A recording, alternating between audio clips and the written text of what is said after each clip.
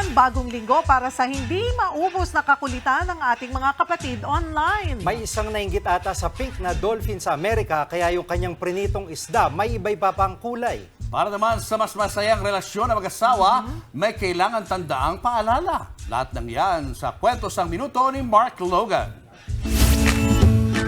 Dapat kahit sa trabaho, nare-remind ka kung paano pasayahin si misis. Sana lang, di mo dinadala sa labas ang pagiging panay mo, ha?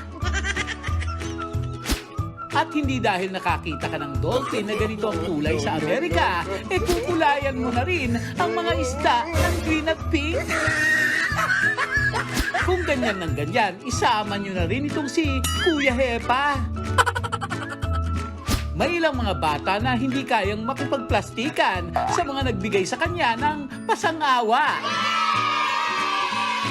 Pre, pahiram ng motor. Bibili lang ako ng isda na fresh na fresh.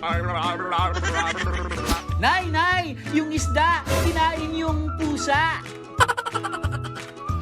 Yung walang kamalay-malay itong binibini na meron ng nahulog sa tabi.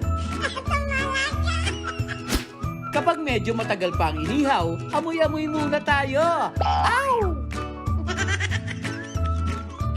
Para maiwasang mahawa sa Q fever, pakainin nyo ng spaghetti si Goater.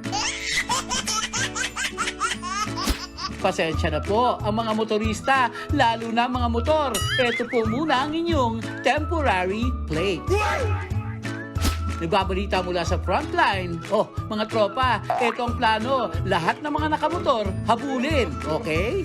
Mark Logan, News 5. Mga kapatid, Cheryl Cosim po, huwag maging huli at maging una sa lahat sa balitaan. Para sa tuloy-tuloy na talakayan sa Frontline, mag-follow at mag-subscribe sa social media pages ng News 5.